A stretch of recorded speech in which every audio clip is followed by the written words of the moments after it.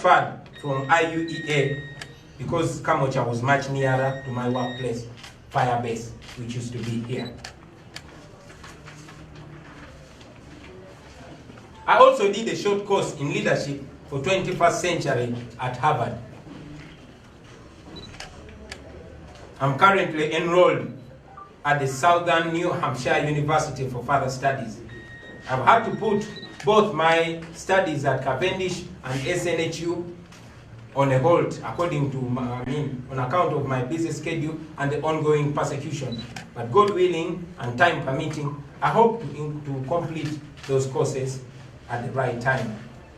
By this time, I'm sure that the question on everybody's mind is why I was always moving from one school to another.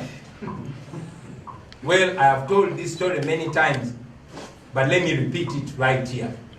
That my life was a hustle. Yes. My life was ghetto life. My life was a struggle. And I'm not ashamed of that. That is what made me the man I am today.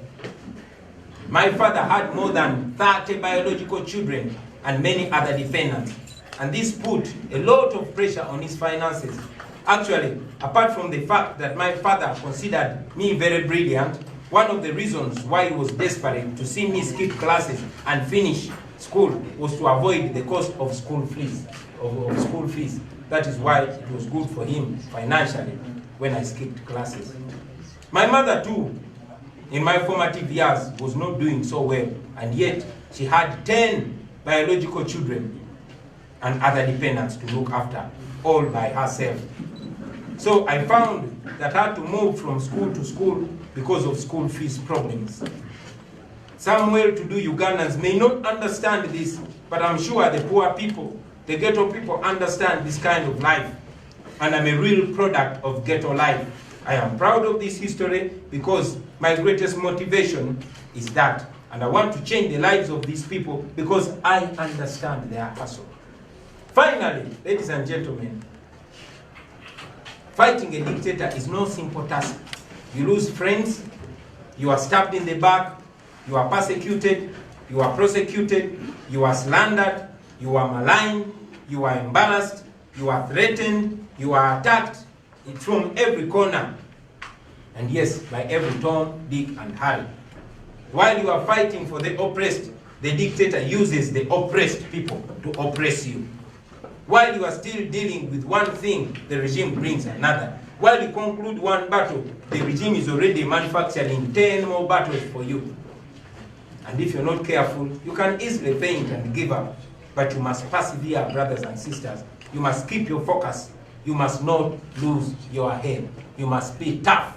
You must be solid. You must be ghetto.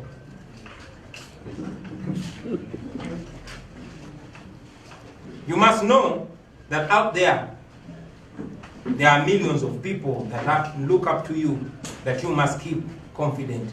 These are the lessons that I've learned from Dr. Kizza Besigye, from Nelson Mandela, from Malcolm X, from Martin Luther King. And yes, I hope the ghetto people out there are learning lessons from my experience while I'm still alive.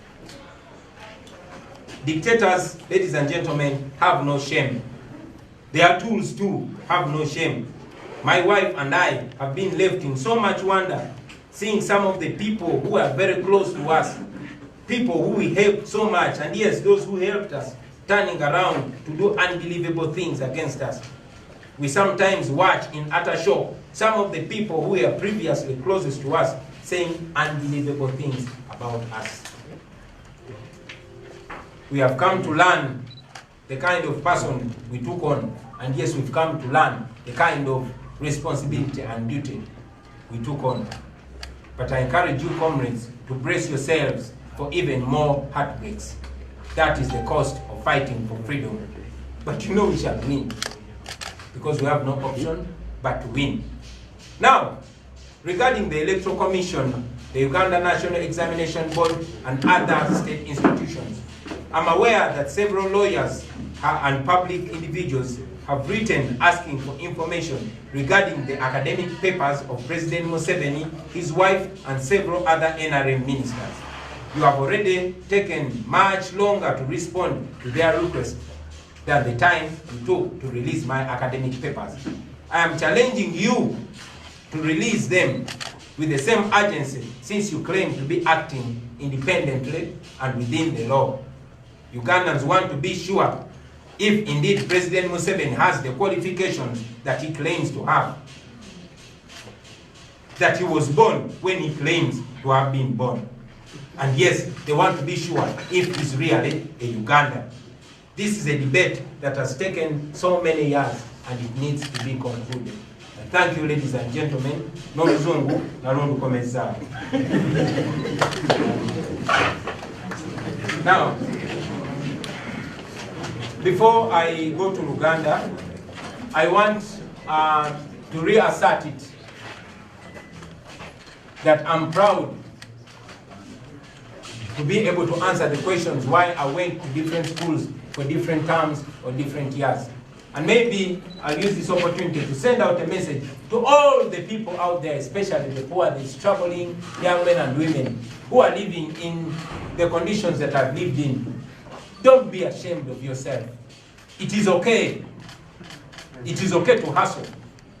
Many of you cannot afford school fees. I was driving past Kololo SS, my former school, in exam time, and I saw young boys and girls, the same life that I used to live, exam time, but they are locked outside the gate because they did not pay school fees. It's not that they don't want to school, they wouldn't have gone to stop the gate money. Many of us had to jump the fence to go to school. Many of us would go into an exam room an hour later. Many of us missed our favorite exams because we did not pay school fees at the right time. So when I see people laughing at the circumstances under which I personally failed to do some exams or failed to pass other exams, you cannot understand it. It is only who feels it that knows it. This is the message to you, ghetto youth. Don't give up, man. Don't give up. You're facing that, but it's preparing you for the future. It is preparing you for a time like this one. If I didn't go through that, I would not be as hard as I am today. So, take heart. You are doing the right thing. Don't give up. Just make sure you study. Make sure you get that qualification under whatever circumstances. You are going to need it.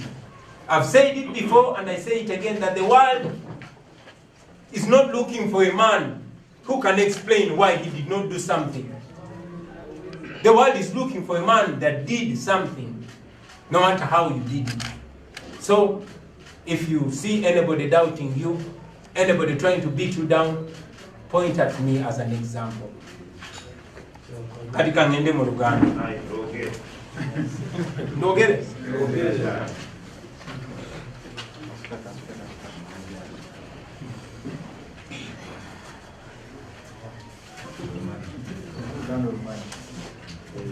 Alligator youth, you are the super youth. All the ghetto youth, this one for you. Mwebale nnyo basebo ne banyabo anamazo betondera naye njagala okuddamu betondera olw'okubalimbisa ebbanga eddene nnyo bweriti basebo ne banyabo. Waliwo okutaataganyizibwa kwe tufunye ku makya twesijagendamu naye mukkiriza okwetonda kwaffe okubalwisa basebo ne banyabo obudde bwammwe tutwalira ddala ng'ekikulu. Era mu mbeera emu munzikirize bategeeze nti oba oliawo sandivuddeyo kwogera ku nsonga eno kuba ffenna tumanyi bino ebiboozi babireese kutaataganya revolution yaffe nakugezaako kutusala sipiidi naye kubanga era mmanyi nti waliyo bannaffe eyo abayinza okubanga emitima gyabwe gibenyise oba nga beeraliikiridde olw'ebyo ebiyitiŋŋana ebikwatagana ku kusoma kwange n'emyaka gyange. Ensonga lwaki nsazeewo zije eno ensonga naye ngirambulire mu kutebeke. Naye okusooka muzikirize mbawe ku byafaayo oba oliawo binaatuyamba okulaba obulungi ebifaananyi n'okutuyamba okufumiitiriza ku nsonga kati zetuli mu kuyitamu olwaleero. Mu mwaka gwa 1999 Dr. Besigye yawandiika ekiwandiiko ekyali kikolokota gavumenti ya President Museveni. Ekyo n'ekiwandiiko kyatukyusa obulamu bwe embagirawo era ne kibukyusa olubeerera. Amangu n'embiro baamutwalirawo mu kkooti y'amagye ne bamuteekako omusango nti ayogedde ensonga ku platform oba ku mu mpuliziganya etali ntuufu. Mu mwezi gw'Oktoba omwaka ogw'2000 bwe yalangirira nti agenda kwesimbawo okuvuganya ku bukulembeze bw'eggwanga, twali tulowooza nti oba oliawo ekiwandiiko kyafulumya kyamuleetera ebizibu, naye ate kino kyamuleetera nnyo ebizibu, kubanga okuva ku olwo yafugira ddala omulabe wa Pulezidenti Museveni n'ebitongole bya gavumenti byonna byonna ebisinga obungi. Mu mwaka gwa 2021 nga wakayita emyezi mitono nnyo ng'okulonda kuwedde, Dr. Besigye baamukwata era ne bamusaako omusango ogw'okulya mu nsi olukwe. Gavumenti yagamba nti yali akolagana n'abayeekera ab'e DRC oba Democratic Republic of Congo.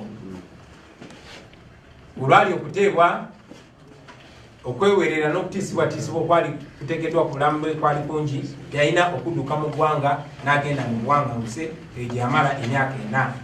Mu mwaka gwa 2005 bwe yakomawo mu Uganda okwesimbawo mu 2006, kampeyini zaali zakatandika ne bamukwatirawo ne bamusaako omusango ogw'okulya mu nsi olukwe, ne bamusaako n'omusango ogw'okukwata omukazi.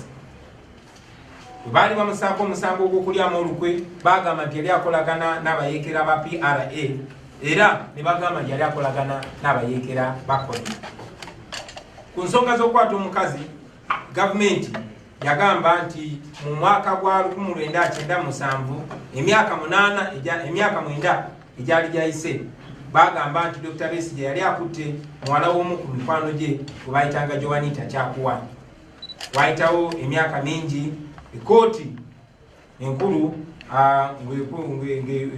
erekulemberwa omulamuzi John Bosco Katutsi yagoba omusango guno era neeraga nti byonna byonna bye byali bamutaddeko byali byabukuusa, byali byakugezaako kumukolokota nakumulima mpindi ku mabega.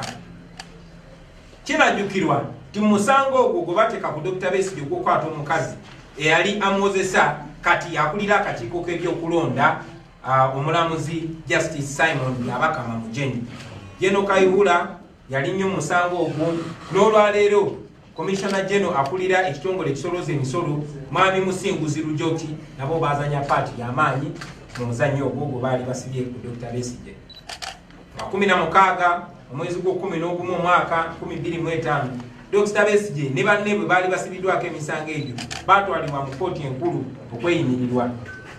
Omusango gwali gukyagenda mu maaso, abasirikale bamukwata mundu abaali tebali mu uniform naye nga bambadde ebyambalo ebiddugavu balumbagana kooti ne bagyetooloola era ne bawamba obusenge obwali bukwatibwamu abasibe abaali balindiridde okweyimirirwa.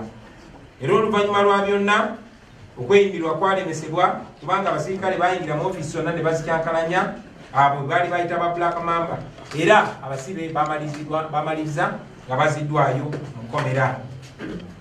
Omwogezi w'amagye mu kiseera ekyo Major Felix Kulayigye yagamba eggwanga yaba Black Mamba baali bateekeddwa ku kooti basobole okukwata abo abasibe singa baba bateereddwa, basobole okugulwako emisango emirala mu kooti ey'amagye. Bannayuganda banyiiga ne balaga obutali mumativu ne basitula amaloboozi gaabwe, era gavumenti kyeyaddamu kwali kuwera nkuŋŋaana, kuwera kwekalakaasa na kuwera byonna byonna byali byogerwa ku muzannyo ogwo ku musango ogwo.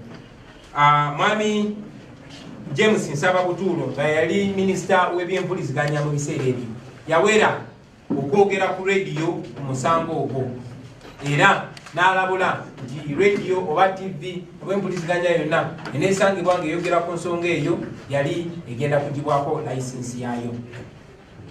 Omulamuzi John Bosco Katutsi bwe yawa okulagira kwa kooti ng'alagira balekeraawo okugulako emisango oba okubozesa Dr. Besigye mu kooti y'amagye, General Eric Mwine yazimmula ekiragiro kya kooti ekyo. Ekooti etaputa ssemateeka bwe yayongera nayo n'esala omusango ogwo n'eragira Dr. Besigye balekeraawo okumuwozesa mu kooti ez'amagye. President Museveni yavaayo n'abwera nga bwagenda okulwanyisa okusala kwa kooti okwo ng'akozesa amateeka ng'akozesa n'ebyobufuzi, era yagamba nti agenda kulonda abalamuzi abakolagana ne NRM bwe baba babeera ku ntebe y'abalamuzi mu kiseera ekyo. Era nga bwe mwalaba Dr. Besigye bamaliriza nga bamunominatinze okwesimbawo obwa president mu mwaka gwa 2026 naye nga bamunominatinze ali mu komera. Okuva ku olwo bassebo ne bannyabo okubonaabona kwa Dr. Besigye ne banne bwe baali balwanirira eddembe tekwakoma kwagenda mu maaso paka olunaku lwa leero. Olunaku lwa leero emisango mingi nnyo egimusimbiddwa egimuteekeddwako tasobola kujjukira mirundi gyakwatibwa. Misango mingi egimuteekeddwako naye tewali n'ogumu gwali gumusinze. Mu mwaka gwa 2007 muganda we gwe bayita Musaasizi Kifeefe yafa oluvannyuma lw'okutulugunyizibwa ennyo mu kkomera kumala ebbanga eddene. Bangi ku baganda baffe abalwaniridde eddembe babonyebonye nnyo, batulugunyiziddwa n'abalala bafudde.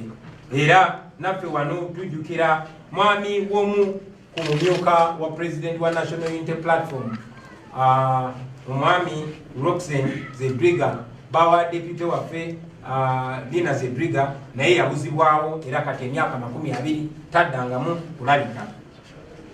Mu mwezi ogwokubiri mu mwaka 2006 gavumenti yaleeta omwami gwe bayita Kizige Moses. Ono yali mubaka wa parliament wa Bugabula county era nga yali mu wamagezi wa president. Oyo bamuleeta n'ateeka omusango ku Dr. Besigye n'agamba nti Dr. Besigye ono nga yali omusawo wa President Museveni mu nsiko, naye baleeta omuntu n'agamba nti ebipapula kweyayingirira essomero lya Kittantule Secondary School mu mwaka gwa 1969 byali bifu. Ekyo nno kikulage nti Museveni bw'aba asazeewo okulwanyisa omuntu yeeyambula buli kitiibwa kyonna n'obuntu bulamu bwonna abweyambula basibuliranya. Kyewuunyisa nti nno gavumenti yagenda ne mu kyalo kya Dr. Besigye neefunayo abannakyalo ne bajja bawe obujulizi bagambe nti ddala Dr. Besigye yali teyasoma era ebipapula byali yakozesa emyaka 37 egyali giyise nti byali bifu. Naye nga bulijjo gavumenti ya Museveni ebintu bino byonna byereeta tekiri nti eba eyagala omusango gukusinge. Nedda, baba bagala kuswazaswaza, baba bagala kumalira budde mu kooti, baba bagala kuteeka kubuusabuusa mu bantu abantu bakutunuulire nga babuusabuusa obwesimbu bwo. Ensonga endala gye njagadde okwogerako ekwatagana ku mbeera gye tuli mu kuyitamu olwaleero ye mu Desemba wa 2024. Mujjukira nti nno omulundi ekibiina kya FDC oba Forum for Democratic Change bwe bagezaako okuwandiisa ekibiina ky'ebyobufuzi, abantu bangi nnyo baawagibwa gavumenti ne bajja ne bagenda mu kooti ne bawakanya okwewandiisa kwa FDC ng'ekibiina nga bagamba FDC kibiina kyabayeekera. Baleeta ensonga nga basimbye ku kabonero ka FDC ku mibala gyayo ne ku bintu ebirala ebyali mu FDC. Era oluvannyuma lwa byonna mujjukira nti omusango gwateekebwayo nga bagezaako okulemesa FDC okunominatinga bakandidate. Bannayuganda bannange, nfubye okutottola bino byonna ebyafaayo okusookera ddala nga njagala baganda baffe abato mu myaka abaali abato ennyo bino ebintu nga bibeerawo basobole okumanya ekibadde kigenda maaso mu ggwanga lyaffe. Njagala bamanye ebyafaayo by'ensi yaabwe naye era njagala bamanye nawa bwe tuli basebo ne bannyabo. Njagala okubasaba abasobola mugende musome akatabo ka Dr. Olive Kobusinge ke bayita The Correct Line, oba musome akatabo ka Daniel Kalinachi ke bayita Kizza Besigye and Uganda's Unfinished Revolution. Mujja kutegeera Museveni yaani bwe tuli mu kulwanagana naye. Mujja kutegeera omuyeekera eyawamba ensi yaffe oluvannyuma lw'okukulembera olutalo lwatirimbula bamaama baffe ne bataata baffe. Olunaku lwaleero nga tufugira ku mudumu gwa muntu mujja kumutegeera bulungi. Kiba kirungi nnyo ne tutegeera omuntu gwe tudiringa naye, kijja tuyamba nnyo naffe okumanya stepu ze tulina okuteekenga. Ekyokubiri, njogera ku bino ebintu okussa ekitiibwa mu abo abatusookawo nga Dr. Besigye ne banne abaakulembera mu lutabaalo luno naffe ne batuwalo okumanya nti Museveni alwanyisibwa. Ate Museveni naffe tulina okukakasa abanaddako nti si kulwanyisibwa bulwanyisibwa naye Museveni awangulibwa.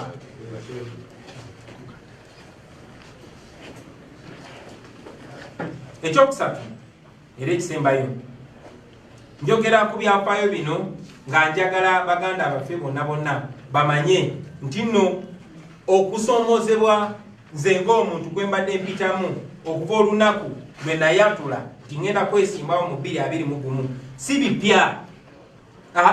Bino byonna bw'oba obigenderedde kabadde kagenderere kagezaako okutunafuya, kugezaako kubuzaabuza, kugezaako ekifaananyi kyaffe okukikubamu ebituli, era nga bwe kibadde eri buli muntu agezezaako okugyayo omutwe n'ayagala okuwakanya effugabbi erya Museveni. Njagala mumanye nti badikiteta babeera batiitiizi. Museveni mutiitiizi, nabo bakozesa batiitiizi kuba amazima gazitowa nnyo era tebasobola geetikka. Kyova olaba beekweka mu bulimba nakutiisatiisa. Bannakyemalira bonna kyebasooka okukola oba ogendedde mu byafaayo n'otunula, basooka kugezaako kuwanguzi oba kusikiriza abo ababawakanya babeegatteko, naye kukigaana ng'olubajjayo eryanyi lyonna. Era Mukama bw'anaaba ampadde obudde n'obusobozi mu biseera eby'omu maaso, nja kubayo ate mbatotolere bantu bameka na mirundi emeka gavumenti ya Museveni gyesobodde okuntuukirira oba gye yafubwa okuntuukirira, baali bakyasobola okuntuukirira nga bagezaako nange okumpa ku ezo zibbiliyoni ze babbye ku bawi b'omusolo, bagezeeko okundongowaza nange okunteeka ku sayidi yaayo. Naye bamala kulaba nti tekisoboka, bamala kulaba nti nze sigulirirwa, awo ne basalawo bajjeyo eryanyi lyonna ne basalawo banaabe ensonyi zonna. Naye ng'ojjeko ekyo baganda bange, njagala mmanye nti bannakyemalira ekyokulwanyisa oba wiponi gye basinga okukozesa ate ekyennaku ge mateeka. Ng'ojjeeko okugulirira, ng'ojjeeko okutiisatiisa, bakozesa amateeka nga tuuli yaabwe obanga ekyokukozesa kuviira ddala mu bazungu nga bafuga omwana w'omuddugavu n'effugabbi mu apartheid South Africa paka ku ba Bashir, ba Hosni Mubaraka, ba Gaddafi n'abalala, bakozesa tteeka nga weapon ey'okunyigiriza bannaabwe. Okuva lwetwalangirira nti tutandise People Power Movement, gavumenti ya Uganda efubye okukozesa amateeka mu ngeri enkyamu ogezaako okutulemesa. Mu Arua mujjukira ng'oggyeko ekyokunteekako omusango ogw'okulya mu nsolukwe, bagamba nti bansanze ne zimashini gaani 2 mu luumu yange, newankubadde zaamala ne zibula ng'empewo. Banteekako omusango nze wamu ne bannange nti twakuwa emmotoka etayitamu masasi, naye nti ffe twagikasukira ejjinja n'eyatika. Twakwata ejjinja limu abantu 30 n'omusobyo ne twasa emmotoka eyo. Yenjogera ya Museveni ne banne. Oluvannyuma lwa byonna banteekako omusango ogw'okuwakanya omusolo ku internet. Era olunaku lwaleero ntambulira ku zi police bond ku misango egisukka 20. Mu mwaka oguwedde ekitongole ky'omusolo ekya Uganda Revenue Authority kyandeetera biiru ennene gye sirabanga nako, ne baŋŋamba nti bateebereza nti nali nkola sente nnyingi nnyo naye ate nali siwa musolo gumala. Mujja kujjukira nti omwaka oguwedde era nze wamu ne bakulembeze bannange omuli mukulu Joel Ssenyonyi n'abalala bwe tubadde tukulembera ekisinde ekya People Power, baatutwala mu kooti ne batugulako omusango ogw'okubeera nga tukulembera ekisinde kye bayita People Power. Mu bannamawulire mukijjukire ekyo. Emisango egiteekeddwa ku nze ng'omuntu mingi nnyo. Bataddeyo abantu ne bateekako emisango nga batandikira mu kugamba nti ettaka lya wano ekamota tuyimiridde olwaleero nti tulina mu bukyamu, ne bagamba ne baleeta omusango nti amaka gange emagere ndiwo mu bukyamu, ne baleeta n'omusango nti ebusaabala gyenyina biiki nayo ndiwo mu bukyamu. Buli omu akimanyi nti bino ebintu mbadde nabyo emyaka egisukka mu 10, naye ekyo tekiganye gavumenti wakati mu buswavu bwayo okuvaayo n'ereeta ebintu ebisesa ng'ebyo. Naye era mumanyi nti byonna biriwo kubanga nakigamba ate nga sikizaayo nti ngenda kwesimbawo ate tugenda kuwangula Museveni mu mwaka 2021. Juzi wano bwe twavaayo ne tulangirira ekibiina kya National Unity Platform ng'ekibiina ky'obufuzi. Abantu abamu baavaayo ne bagamba nti twalondebwa okulembera kino ekibiina mu bukyamu mu bumenyi bw'amateeka. Newankubadde kiswaza nnyo ng'era bwe kibulikika, abantu be bamu baali ku press conference nga balina membership card ze baafuujinga byonna mubiina ku kamera ne bagamba nti bagenda kuloopa mu kooti. Naye ate kyewuunyisa nti bwe bagenze mu kooti okuloopa omusango, ate zi membership card ze bagambye nti balina tebaziwaddeyo, era ne bagamba nti ekibiina mu kiseera ekyo kyali tekigaba membership card era tebabawa membership card. Eno ensonga eringeri gyeri mu kooti sigenda gyogerako nnyo kubanga ekyo kooti tekikkiriza kwogera ku musango nnyo guli mu kooti. Naye era ndowooza mulaba obuswavu bwa President Museveni ne banne bakola nabo. Tulina obukakafu nti ebitongole bya gavumenti naddala ebikuumaddembe be bali emabega w'abano abantu be babateekamu ssente ez'omuwi w'omusolo okugezaako okulwanyisa abo abagezaako okulwanirira Bannayuganda. Naye kituwa essuubi baganda bange nti ebintu bino byonna byonna tebyakasooka okolebwa. Bino ebintu byonna byonna bize tebimalako, era mbakakasa nti ku mulundi guno tebigenda kumalako. Ebyo byonna nga maze obyogera baganda bange, ebyo byonna nga tumaze obyogera, njagala otwala guno omukisa ate okwogera ku nsonga ebadde mu mawulire, ebadde ku mimwa gy'abantu ebbanga lino lyonna lyonna eriyise. Mbyogeddeko waggulu nti buli gavumenti bwebeyagadde okulwanyisa abo abagivuganya, wabaddengawo Bannayuganda abeereeta bo nga beetegefu okukozesebwa. Bangi badde bannaffe, abalala badde ku bantu abatumanyi, abalala Bannayuganda ababeereeyo naye nga bo tebibakwatako ne baba balimba kasita babala babadde ssente. Dr. Besigye bakozesa Bakyakuwa, bakozesa Bakizige, bakozesa Bagiribati Alinaitwe, bakozesa Byabakama n'abalala bangi. Kunze muze mubalaba bwe bakozesa era nga abalala nabo bakyajja. Naye njagala obbakakasa mmwe basajja mmwe nti amateeka gali ku ludda lwaffe, Bannayuganda bali ku ludda lwaffe, ne Katonda ali ku ludda lwaffe. N'olw'ensonga eyo tujja bawangula buli kabaadi ke muleeta.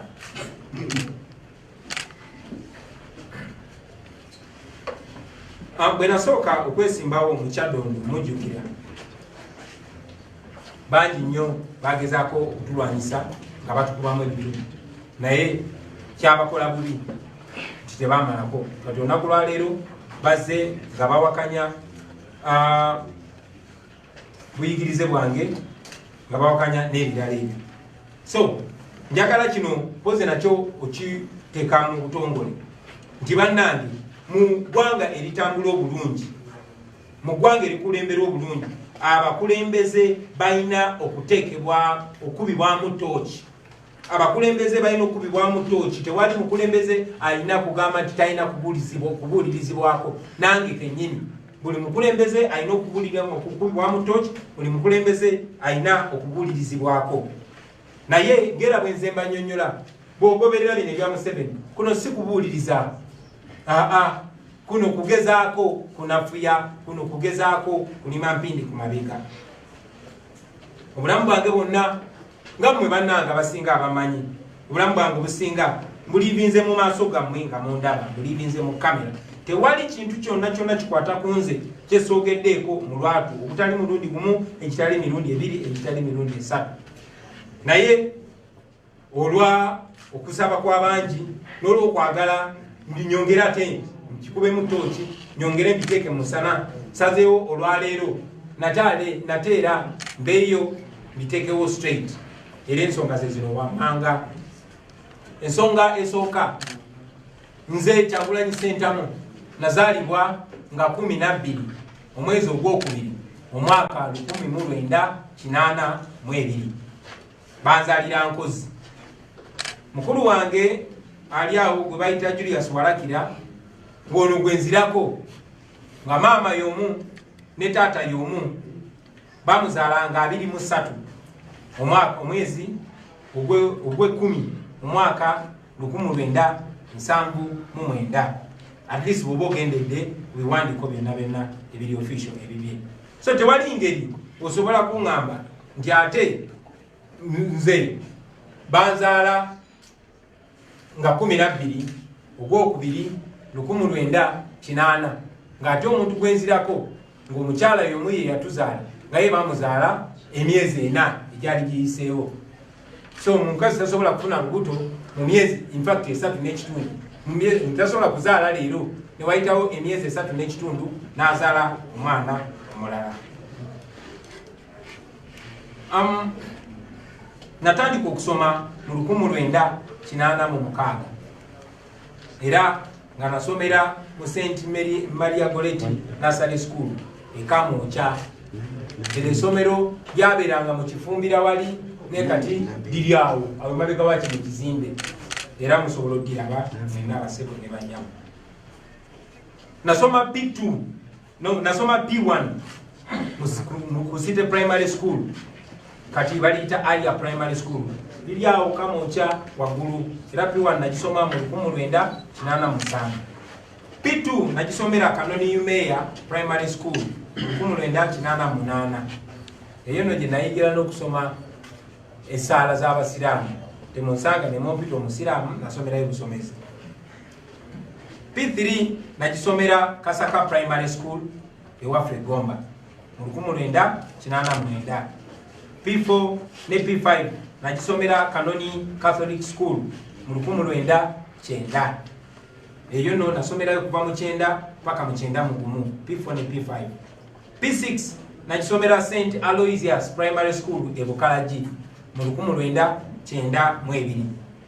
Eyo no gye nali ng'asoma bulungi, kitange n'asaba headmaster waffe ebiseera ebyo bamuyitanga Mr. Kato, n'amusaba mu ssomero gye nali badde gye nasomera P5 e Kanoni Catholic School, n'amusaba anzikirize mbi gye sitalinge musobole okutuula P7. N'olw'ensonga eyo P6 nagisomako taamu 2, taamu yasembayo nagimala nasoma P7 era nentula ebigezo mu mwaka gumu ogwo ogwa 1992 nempita nengenda mu senior 1. Taata wange yaweebwa amagezi nga ali mu kujjuza foomu zange ez'okutuula P7. Yaweebwa amagezi ng'emyaka gyange bagyongereko emyaka 2 gisobole okukwatagana n'emyaka gy'abakandideeti abo abali batuula P7 mu kiseera ekyo, nga mwe muli ne mukulu wange gwenzirako Julius Warakira. Era eyo ensonga lwaki bwe nali ndigisitalinga mu P7 baateekawo 1980. Ekyo nno ensobi gye nalina okutambula nayo ku empapula zange information eremu esobole okufaanagana, nalina okutambula n'ekyo paka ku senior 4, nalina okutambula n'ekyo paka ku senior 6, nalina okutambula n'ekyo paka ku university. Newankubadde natuula P7 nga ni P6, mwana watu nasoma bulungi era nempita nengenda mu senior 1.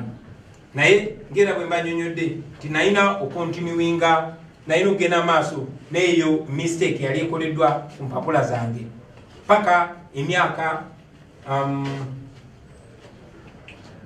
paka mu mwaka ogw'2000.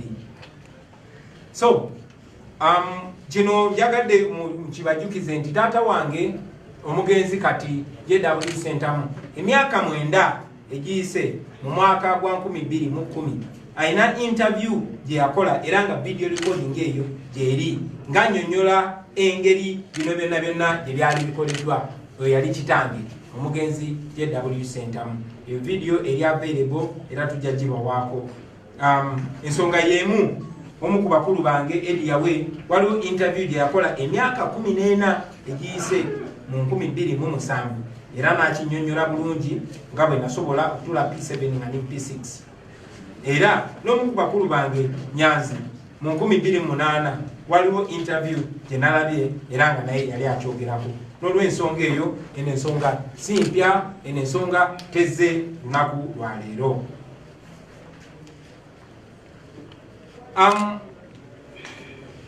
Lwali nali nyina okufuna passport nga maze okula bwe naweza emyaka 18 nga ze netegerera. Bwe nali nfuna passport awo we nagenda okutereereza record zange zino nga ndi muvubuka wa myaka 18 omusajja kudde era bwe nali nfuna passport nasana swearinga affidavit eyali ecorrectinga obwo bukyamu era obwo bukyamu ne butereera okuva mu mwaka ogw'2000 kati emyaka 20 egyakayitawo.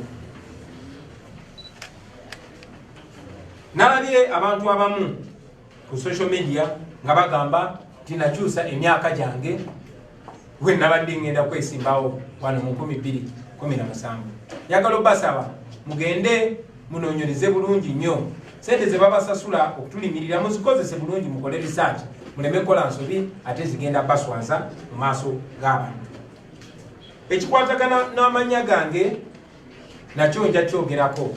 Erinnya erimu wasentamu nga waliwo single S, eddala nga waliwo double S, naye nga byonna byange nga nze Kyagulanyi. Sentamu emu eriko single S, endala eriko double S, baadde bagufudde musango. Naye njagala okubategeeza nti nayo neyo ensonga twagitereeza mu 2017 we nali ngenda okwesimbawo obubaka bwa parliament. Nakola kye bayita statutory declaration ng'amateeka bwe geetaaga, era ekyo ne kitereezebwa, era ensonga lwaki banominatinga okwesimbawo ng'omubaka wa parliament. Nagenda ne mu UNEB ne baverifyinga oba ne bekenenya empapula zange ez'obuyigirize, era nazo nekenenye, bazikenenya bulungi. Kasubire nti ekyokukitanya ekyo kijja kuyamba baganda baffe abali eyo emitima begibadde gyewanise nga balowooza oba bano abantu abatulimirira bayinza okuba n'obutuufu bwonna tebalina. Ndi muntu agoberera amateeka, mbadde muntu agoberera amateeka ate n'okugamanya ng'amanyi. Mbadde muntu akkiriza ennyo mu bwesimbu, atambulira ennyo mu bwesimbu, ayagala ennyo mu bwesimbu. Tiimu yange y'abannamawulire bwe neeba ng'erina kyeyagala okulungamya mu nsonga ezo ejja genda maaso n'okola ekyo, era nja kuba mbategeeza basebo ne bannyabo. Naye nga bwe mbagambye ndudde kino kyadressinga nga njagala beekeje begwenyalwe, naye era nga manyi nti ku lasti bagenda kufiira mu firimu yaabwe. Kati katuddeyo kusoma kwange tekunaggwayo. Twakomye nga maze P7 nga ngisomedde mu masomero 7. Tugenze mu secondary senior 1 first term asomera St. Maria Goretti Secondary School e Katende. Senior 1 second term nembayo nengenda Brain Trust Academy e Rubaga. Nasomerayo kuva mu senior 1 second term paka senior 3 third term, kuva 9 paka 9. Senior 4 nasomera Kitante Hill School. Eyo no Kitante twasomera ne banangi bangi nnyo, ba Master Paroti, ba Tundumani, ba Baby Kulu, ba Ruth Boy Devu, bonna twasoma nabo Kitante. Tewankubadde abamu twali mu class emu ate abalala nga batuli mu class ya waggulu. Nkomye ku senior 4 mukobere. Senior 5 first term nagisomera ku Alliance Advanced Secondary School e Kamoncha, ogwali mwaka gwa 97. Senior 5 second term nengenda Lubiri Secondary School wena ninzeyo mu boarding. Ekyomukiso mubi imweyo term yennyini mama wange weyafiira accident, nemisomera era nali nyina okuvayo mu esomero eddungi erye Lubiri. Senior 5 third term olwo nengenda Kololo Secondary School wano ku Lugogo bypass. Eno jenasomera ne senior 6 era mu November ne December wali ku 1998 netula ebigezo ebya senior 6.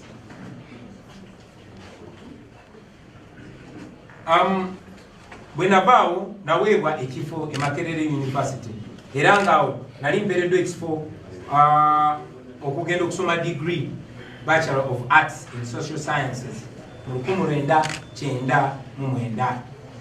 Nasoma omwaka ogwo, twasoma n'abantu bangi nnyo ab'ebitiibwa nja kuba mbogerako gye bujja era ngaawo nali nkola amasomo erya anthropology erya political science n'erya economics naye omwaka ogwo gwennyini nga gugwako nayina okudropinga out kubanga baali bampadde ku private sponsorship twasasulanga ndowooza emitwalo nga 45 buli semester ezo sente zaali nyingi nnyo nasobola ndowooza kusasulako semesters 2 n'abaali banyambako banyanzi n'abalala nga yala zitandise okubakuba nga sobola kusasula kosi yange era nayina okudropinga out kubanga nali njagala nnyo okusoma naye nga sirina sente ate ng'ebiseera ebyo interest yange mu music yali erinnya ennyo ne mu drama nagenda ne applyinga buto e Makerere ne applyinga for government scholarship kubanga ebiseera ebyo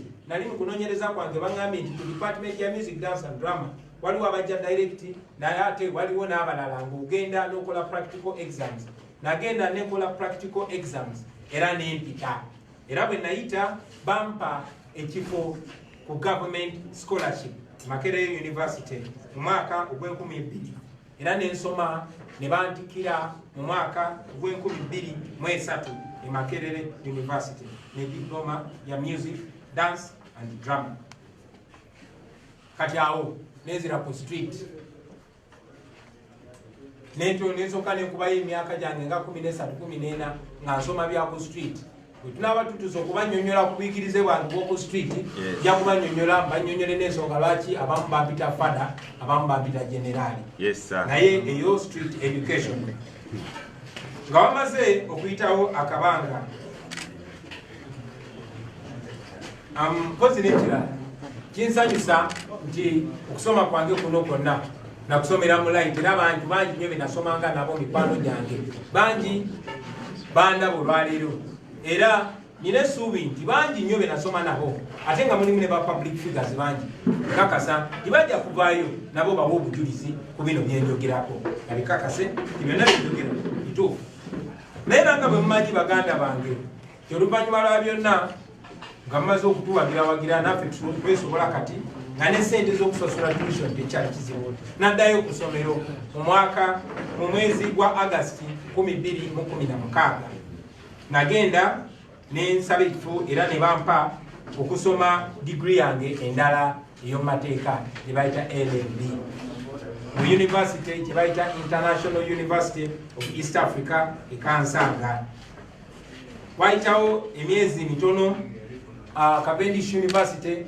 nayo negulawo law school wane Kamocha ate engeri gye nali nkolera wano nga te wano Kamocha kumpi nagenda nensaba ekifo nenkola transfer okuva International University of East Africa nezija nsome amateeka era nga mbadde mu mwaka gwange gwakusatu nga nsoma degree yange y'amateeka naye olw'embeera gye tuyitamu olwaleero n'okunyigirizibwa n'okugobererwa mu mbeera yonna mbadde nina okukola ki nali nina okuyimiriza okusoma kwange okwo basimu ne banyamu pozi kambategeeze nakolayo ne short course gye bayita leadership for 21st century eyo nga nagisomera Harvard olwaleero era nyina course gye ndi mukola at the South ku university bagiyita South New Hampshire University mu America naye era nga bwe mbategeezezza nti okusoma kwange okwo mbadde ate nyina okuyimiriza tumale okujjako Bosco doke nzireyo ebyo banantikira nga ndi mu State House saawa zino kakasa nti bangi kumu muli mu kwebuuza kyava kuki okusomera primary mu masomero kumpi 8 secondary n'okisomera mu masomero 7 university n'okisomera mu universities 4 nga te university emu yokka gye bakutikidde jajja kitya ekyo nakyo jakyogerako bwe nti bannange nti obulamu bwange mbubadde bwa kupambana obulamu bwange okufaananako n'obulamu bw'abantu abalala bubadde bwa mitobo era nze okusoma kwali kusobola okugaana kubanga mikwano gyange benakola nabo bangi nnyo okusoma kwagana si kuba tebaali bagezi mu ssomero, si kuba baali tebaagala kusoma, naye olw'embeera gye baali balina okuyitamu. Okugeza nze taata wange yalina abaana abasukka 30 nga talina n'abaana abalala balabirira, kwegamba ngu famire abaana be tusukka 40. So ng'okunyigirizibwa ku nsawo ye kungi. Maama wange yennyini yalina abaana be yazaala mu lubuto lwe abaana 10, naye ate nga alina n'abalala abaana batazaala naye nga baana be baganda baffe nga ffenna balina otubeezaawo. So ebintu bya school fees ffe byalinga bizibu, okusoma kwaffe kwalinga kwa mbirigo. Nze nakyogerako nti maama wange engeri gyali omusawo yalinanga okusiba akagere kange plasita, kubanga sayinanga ngato netuuka ku ssomero ng'olina okuyingira ng'owenyera omusomesa akubuze lwaki toyambadde ngatto nga banno, ng'olina omunnyonnyola nti akagere kakoze eki kalwadde, naye nga akagere si kalwadde. Era olumu nabanyumizaako nti omusomesa yansanga nze yazaawenyera nga ate nsamba omupiira ku lunch time, nagamba akagere kawonye bwe namulengera era nenziramu nempenyera. So bwebwo obulamu nze bwe nakuliramu, siswala kukyogerako kuba obwo bulamu bwanfula kitenge. Era manyi nti abaana bangi nnyo eyo mu ghetto abayise mu bulamu bwe butyo bungi, n'abalala abali mu kuyitamu. Tekiswaza okubanga otoba mu mbeera eyo, kuba nze mbagamba nti ensi enoonya oyo omuntu akoze ekintu n'akiggusa, so si oyo annyonnyodde nti kyannenye kubanga ndi wano kubanyonnyola nti nakikola ne mmalako mu bugubi obungi ennyo, so si nti mu bugubi obungi ennyo nalemererwa. Nedda, ffe tetugenda kulemererwa basebo ne bannyabo. Manyi nti bangi nnyo kuba naffe abaloodi abaafuna omukisa ne basoma bulungi nnyo, mbayozayoza, Katonda yabaagala. Naye oba oli awo abo tebasobola kumanya kyenjogerako, naye nga Buju Barton bwe yagamba, he who feels it knows it. So eyo embeera gyetuyisemu baganda bange. Mpita nnyo awo Kololo SS nensanga abaana babaavu nga bali ku geeti, kyokka bannaabwe eri munda bali mukola bigezo, naye nga bano bo bali ku geeti balemeseddwa okuyingira munda. Batambudde, oba oli awo atambudde kuva Mpererwe najja ku ssomero kubanga ayagala okusoma, naye ng'embeera temukkiriza mu mbeera eyo. Bangi nnyo bayingira mu bigezo nga n'obudde bwaweddeyo dda. Nze omu ku abo abaana abaabeeranga ebweru ne beegayirira, oba oli awo n'oyita kitaawo oba mukulu wo n'annyonnyola baasa oba n'annyonnyola omusomesa bakukkirize osobole okukola ebigezo. So n'okunnyonnyola n'okusanga nti oba oli awo ebigezo ebimu twabikola nga bwe twali tulina bikola, oba oli awo singa embeera yali esingako obulungi, singa twasoma bulungi. Eyo nno yemu ku nsonga lwaki nfiirawo okulaba nti tewali mwana wa ghetto abeera mugezi naye ate n'alemesebwa mu mbeera eyo. Ensonga lwaki nfiirawo ndabe nga tuyitereza, kubanga bye nayitamu si buli omuntu asobola okuyitamu n'atuuka olwaleero ng'alina ebisanyizo ebyo. Embeera ebeera ng'eriwo okulwanagana naawe omwana wa ghetto. So mwe batoto ba ghetto, mwe abali mu byalo, mwe abali mu ssomero obunyomebwanyomebwa, temwenyooma bakyali bange. Bulijjo mbagamba nti batukasuka kulalira naye twadda na birimba, batuzaala ng'ensobi naye twafuuka ensonga. Kati bwe ndaba avudde mu ghetto mulaba ng'ekimuli ekimeze mu nkokoto, one yakola ng'eyo mu wino yazimbye zaako eryebo. Ebigambo oba owulira biwakanya eyo mulage ku Kyagulanyi yenze ebyo bintu bya ddala. Owulidde? N'ekirala baganda bange nga maliriza, njagala nnyo nnyo mujjukire nti olutalo lwe tulimu si lwangu, obanga owakanya oba olwanyisa dictator agenda kukola buli kimu, era suubira nti buli kimu ojja kifeesinga muganda wange. Guno si mulimu mwangu, tujja kufiirwa emikwano, oba gwe awakanya dictator ojja kufiirwa emikwano, ojja kuliibwamu enkwe, ojja kunyigirizibwa, ojja kusibibwa mu makomera, ojja kwogerebwa amafuukuule, ojja kuswazibwa, ojja kutiisibwa, ojja kulumbibwa mu buli koona. Bajja kukozesa abantu bw'oba obadde omanyi nti bakwagala nnyo bakulumbagane, naye lemerako muganda wange. Ogwo gwe muwendo gwe tulina okusasula nga tulwanirira eddembe. Ogwo muwendo ogusasuddwa, kuba abamu basasudde na bulamu bwabwe. Mpozi njagala mujjukire mwenna abali eyo nti abantu bangi miliyoni na miliyoni abayise mu bulamu ng'obwaffe, abantu abayise mu bulamu ng'obwange bali ebitundu ebisukka mu 8 ku buli 100. Abo bwe mulaba abavuga boda ne degrees abo, abo bwe mulaba abameidi, abo bwe mulaba ku zi washing bay, si busiru, si butayagala kusoma, si butasobola, no, naye embeera ebateekeddwako naddala abo ababakulembera, embeera ebatadde mu mbeera gye balimu kati. Era kyekitulwanyisa emisana n'ekiro tulabe nga abaana baffe tebayita mu mbeera gye tuyiseemu, kubanga tetuli sure bye banaaba mu mbeera eyo banasobola okumalako ngaffe ababazadde twamalako. Ekimpa essanyu nti nze endiga zino lesoni ziyigidde ku bantu nga ba Dr. Besigye, nga ba Mandela, nga ba Malcolm X, nga ba Martin Luther King. Era kansubire nti abaana abageto abali eyo nange banandabirako era ne bantwala ng'ekyokuyiga naddala nga nkyali mulamu.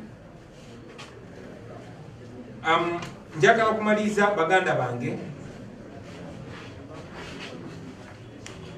nga buno bubaka bujagenda eri akakiiko k'ebyokulonda, akakiiko k'ebyenjigiriza, k'ebyebigezo, Uganda National Examinations Board n'ebitongole bya gavumenti byonna byonna. Manyi bulungi nnyo nti waliyo balooya n'Abannayuganda ababawandikidde nga baagala okumanya ku bikwata ku kusoma kwa Pulezidenti Museveni, ebikwata ku kusoma n'obuyigirize obwa mukyala we Janet Museveni, n'abamu ku bakungu aba NRM ne baminisita. Mubadde bangu nnyo okuwaayo ebiwandiiko byange byonna, era njagala okubasoomooza bwe mubanga ddala mugamba nti temulina kyekubira, bwe mubanga mugamba mugoberera amateeka, njagala okubasoomooza okuvaayo muweeyo ebiwandiiko ebyo ebikakasa nti Pulezidenti Museveni ayina obuyigirize obwetaagisa. Njagala okubasoomooza muveeyo mulage nti Pulezidenti Museveni obuyigirize bwayogerako ddala bw'ayina. Njagala okubasoomooza muveeyo muleete ebiwandiiko ebikakasa nti ddala emyaka Pulezidenti Museveni gy'agamba gy'ayina. Era njagala okubasoomooza okuvaayo okakasa nti ddala Pulezidenti Museveni Munnayuganda nga bw'agamba. Ebyo amaze obyogerako, ebirala nja kulindirira ebibuuzo byammwe basebo ne banyama. Mwebale nnyo, mwebalire ddala. Mpozi ngenda basaba obaolyawo nga tetuna nga sinaddamu bibuuzo.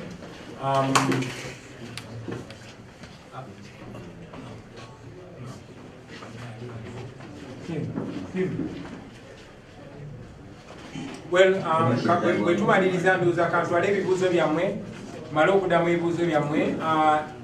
Videos ezimu ze mbadde njogerako nga eya mukadde wange newankubadde yatuva ku maaso emyaka 5 egiyise, naye ebyo ebigambo yabyogera emyaka 9 egiyise, nabyo kijja kukola bulungi mu biwulire, obaolyawo n'ebirala byonna bijja biteeka ku social media basebo ne banyawo.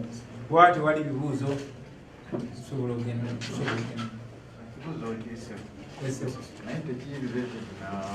Njagala twogere ku nsonga eno kuba ensonga enkulu.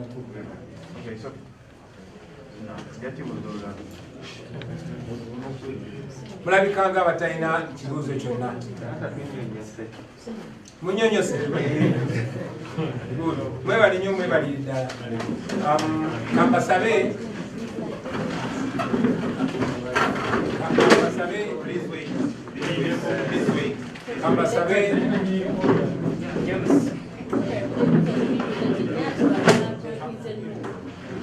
kati kansabe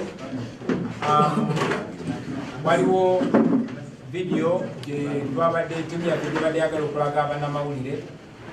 Simanyi oba munaatandika kamera zange ne zigitunuulira oba asobola ogireeta eno.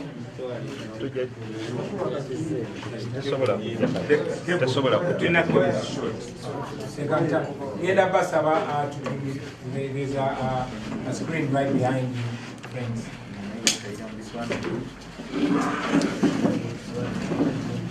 Funa ku maama w'omugenzi Magwetsi Nalunkuuma Ssentamu.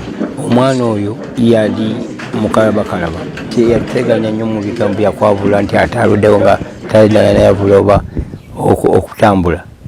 Kale omwana bwe yeemalirira ku ttaka ne mulaba nze mwennyini nga mwana oyo ajja kuba mulungi. Oma maama wakumeka? Wa 11 baana abalenzi, nina abaana aba 31. Kakati ne kakula nga mwana mulungi wa mpisa nnungi, ne kakula nga kakujjukujju kagezigezi nga Bobby.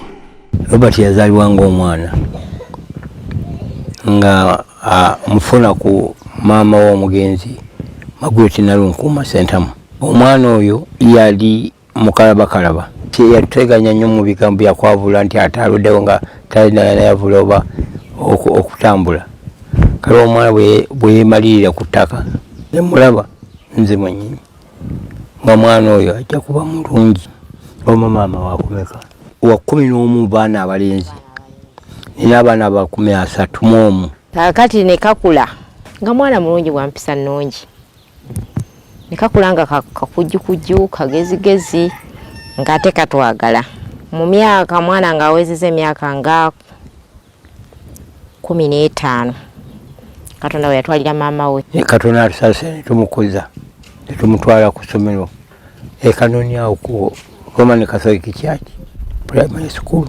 Nateekagana n'omukulu w'essomero nti omwana ono nga bwali bright bw'ati nsaba kole P7 mu 6. Headmaster n'akkiriza. Kulyatoke n'akajanjaalo kano kadde kaffe mwana kamazeeyo emyaka nga 10. Bulijjo maama nga Mr. Katacha ali headmaster. Eno yali P5 eri naleka bazimba office nendoza tebagimala. Robert bwe yagenda mu masomero ga waggulu yakola dda bulungi, naye ng'anyumirwa nnyo ennyimba ezibeera ku leediyo ku azikwata bukusu n'aziyimba nazimba azina n'okuzina. Nali Makerere, nze nali nkola social sciences, ye nga ali mu department ya MDD, information technology, kati he had majored in literature. Bobby. Robert yazaalibwa ng'omwana nga mufuna ku maama w'omugenzi Magweti Nalunkuuma Sentamu. Omwana oyo yali mukalabakalaba yateganya nnyo mu bigambo byakwabula nti ate aluddewo nga talina yavula oba okutambula. Kale omwana bwe yeemalirira ku ttaka ne mulaba nze mwennyini nga mwana oyo ajja kuba mulungi. Oma maama wakumeka? Wa 11 baana abalenzi, nina abaana aba 31. Kakati ne kakula nga mwana mulungi wa mpisa nnungi, ne kakula nga kakujjukujju kagezigezi nga ate katwagala. Mu myaka mwana nga awezezza emyaka nga 15 Katonda we yatwalira maama we. Katonda atusase ne tumukuza ne tumutwala ku ssomero Kanoniawo ku Roman Catholic Church Primary School. Nateekagana n'omukulu w'essomero nti omwana ono nga bwali bright bw'ati nsaba kole P7 mu 6. Headmaster n'akkiriza.